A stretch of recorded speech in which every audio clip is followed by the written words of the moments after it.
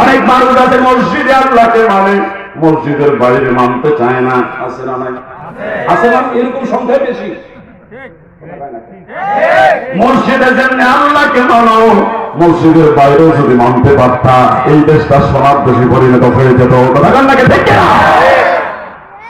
সম্মানিত ভাইরা আমার, কোরআন সম্পর্কে আল্লাহ রাব্বুল আলামিন বলেন, ওয়ানাজ্জালনা আলাইকাল কিতাবা তিবয়ানান লিকুল্লি শাই। এমন কোন বিষয় নাই আমি যেটা কোরআনের মধ্যে উল্লেখ করি নাই। সুবহানাল্লাহ। Chemistry, physics, biology, geology, astronomy, human andrology, পৃথিবীতে জ্ঞান বিজ্ঞানের এমন কোন শাখা নাই আল্লাহ যেটা কোরআনে বলেন নাই। এই যে মাইকে আমরা ওয়াজ করতেছি, এই মাইকের কথা কোরআনে আছে না নাই? আপনাদের সন্দেহ হয়?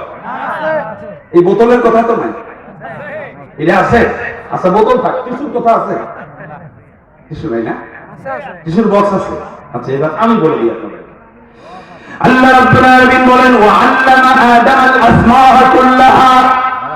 এই পৃথিবীতে যত জিনিসের নাম আছে, বোতল বলেন, বোতলের পানি বলেন, টিস্যু বলেন, টিস্যুর বক্স বলেন, কিয়ামত পর্যন্ত যত জিনিস আবিষ্কার হবে আল্লাহ পাক বলেন প্রত্যেকটা জিনিসের নাম আমি আল্লাহ আদমকে শিক্ষা দিয়েছি। জোরে কোন সুবহানাল্লাহ। কথা কি শুনতেছেন? মনোযোগ আছে আপনাদের? আপনি বসেন, কথা বলছেন, বসেন। এই ছেলে বসেন। জি, আমার তাফসীর এখন শুরু হবে। আগামী 20 থেকে আধা ঘন্টা, আমি বেশি কথা বলবো না। খুব মনোযোগ দিয়ে শুনবেন। আমার 10 ঘন্টার গবেষণা আমি 10 মিনিটে বলছি। কথা কি বুঝতেছেন আপনারা? ভালো করে শুনবেন। মনোযোগ যদি না দেন আর গুরুত্ব না দেন, আমি কিন্তু ওয়াজ করবো না। কারণ যেখানে আমার গুরুত্ব নাই আমি সেখানে কথা বলি না। জোর করে ওয়াজ করার কোনো দরকার। কারণ গতকাল এই সময় ছিলাম চট্টগ্রাম জেলার বাঁশখালী থানা, মানে প্রায় 600 কিলোমিটার ফ্রম হিয়ার। 600 কিলোমিটার দূর থেকে জার্নি করে এসে কথা বলা এমনি কষ্টকর। কি বলেন, ঠিক না ভাই? এরপরে আপনাদের যদি আগ্রহ থাকে আমার কথা ভালো হবে, বেড়ে যাবে। জোরে কোন ঠিক না? আর যদি গুরুত্ব না থাকে আমার মধ্যে যে কথা বের হবে না, আমি যেটা বলতে চেয়েছি সেটাও বলে যাবে। এই জন্য আমরা যতক্ষণ শুনবো আগ্রহের সাথে, অ্যাটেনশন সহকারে। রাসূল সাল্লাল্লাহু আলাইহি ওয়াসাল্লাম তার নবুয়তের জীবনে যত বক্তব্য দিয়েছেন, যত ওয়াজ করেছেন, প্রত্যেকটি বক্তব্য তিনি শেষ করেছেন রাত 10টার আগে। রাত 10টার আগে। আর আমাদের দেশে প্রধান বক্তার ওয়াজ শুরু হয় রাত 10টা পরে। আমি বলেছি science is blessing two mankind.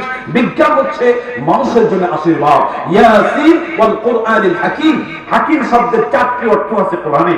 সূরা ইয়াসিন আল্লাহ যে হাকীম শব্দ ব্যবহার করেছেন এর অর্থ হলো সায়েন্স, বিজ্ঞান। আল্লাহ পাক বলে সায়েন্টিফিক, বিজ্ঞানের একটি কিতাব আমি তোমাদেরকে দিয়েছি। বিজ্ঞান গবেষণা করে দেখলো রাসূল কেন 10টার আগে ওয়াজ শেষ করতেন। কারণ হলো রাত 10টা বাজলে হিউম্যান ব্রেইন, মানুষের ব্রেইন থেকে একটা রস বের হয়, একটা হরমোন নিঃসরণ হয়। এটা হলো ঘুমের হরমোন। কিসের হরমোন? রাত 10টা বাজলে এটা বের হওয়া শুরু হয়।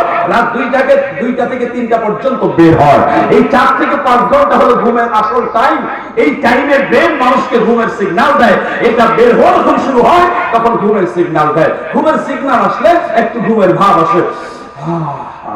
আসে না? কথা কান না কেন? আপনাদের আসে না? এটা কি বলে?